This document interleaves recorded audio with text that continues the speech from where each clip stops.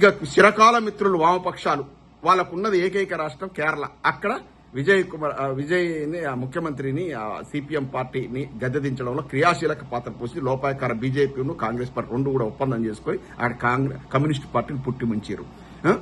ఇది అక్కడ కర్ణాటకలో ఏం చేసి జనతాదళ్ సెక్యులర్ పార్టీ అక్కడ ఉన్న ఒక ఏకైక ప్రాంతీయ పార్టీని ఈ కాంగ్రెస్ బీజేపీ రెండు కుమ్మకై ఉంటే మన ఇద్దరే ఉండాలి, ఈ ప్రాంతీయ పార్టీ ఉండొద్దని మింగేసారు ఆ పార్టీని. ఈ విధంగా చేసి ఒక్కరు లొంగకుండా ఉన్నది దేశవ్యాప్తంగా కేసీఆర్ గారు ఒక్కరే.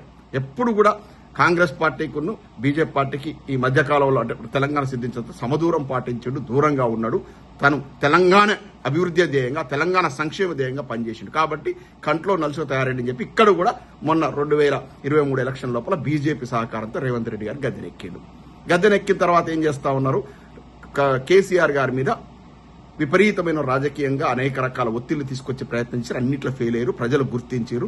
పార్లమెంట్ ఎలక్షన్ లోపల బీఆర్ఎస్ పార్టీని దెబ్బతీసినా కూడా తర్వాత మున్సిపల్ ఎలక్షన్ వచ్చేసరికి, గత సంవత్సరం మున్సిపల్ ఎలక్షన్ వచ్చేసరికి ప్రజలు గుర్తించారు. ఓహో ఇదంతా కూడా ఏదో వింత రాజకీయం జరుగుతూ ఉందని గుర్తించారు. కాబట్టి మళ్ళీ బీఆర్ఎస్ పట్ల అనుకూల ఫలితాలు వచ్చినాయి.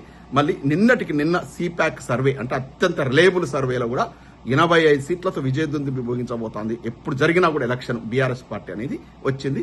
ఇక బండి భగీరథ ఉదంతం తర్వాత బీజేపీ మొత్తం కూడా మంటగలిసిపోయింది. బీజేపీ అనేది పరువు మంటగలిసిపోయింది. బీజేపీ అనేది తెలంగాణ రాజకీయ లోపల కనుమరుగే పరిస్థితి వచ్చింది. ఇక కాంగ్రెస్ పార్టీని అంటే ప్రజలు తరిమి కొట్టే రోజులు వచ్చినాయి. ఇక ఇది ఒక రాజకీయంగా ఈ పరిస్థితి, వింత పరిస్థితి రెండు జాతీయ పార్టీలది.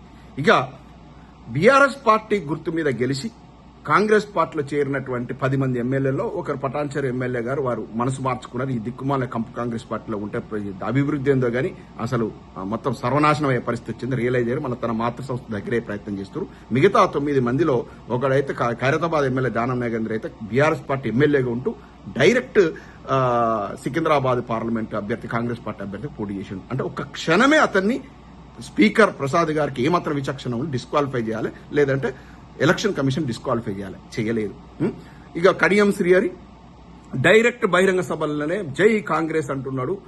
కూతురు కాంగ్రెస్ పార్టీ అభ్యర్థిగా పార్లమెంట్ అభ్యర్థిగా వరంగల్ నుంచి నిలబెట్టి అక్కడ బహిరంగ సభలో పాల్గొన్నాడు. అదంతా ప్రజలందరికీ తెలుసు. మిగతా 7 ఎమ్మెల్యేలు కూడా అదే మొత్తం కాంగ్రెస్ కండువాలు కప్పుకున్నారు. అభివృద్ధి కోసం కాంగ్రెస్ పార్టీలు చేరినామన్నారు. మనం సంజయ్ ఉదంతాన్ని చూసాం, జగిత్యాల లోపల ఇవన్నీ చూసాం. ఈ వీళ్ళ మీద చర్య తీసుకోకుండా సుప్రీంకోర్టు మొట్టికాయలేసిన కూడా చర్య తీసుకోమని మొట్టికాయలేసిన కూడా ప్రసాద్ గారు స్పీకర్ ప్రసాద్ తీసుకోకుండా అదంతా ఉత్తిముచ్చడం వాళ్ళంతా బీఆర్ఎస్ పార్టీ ఎమ్మెల్యేలని ఒక జడ్జిమెంట్ ఇచ్చేసిండు. అంటే ప్రజాస్వామ్యం కూలి చేసిండు.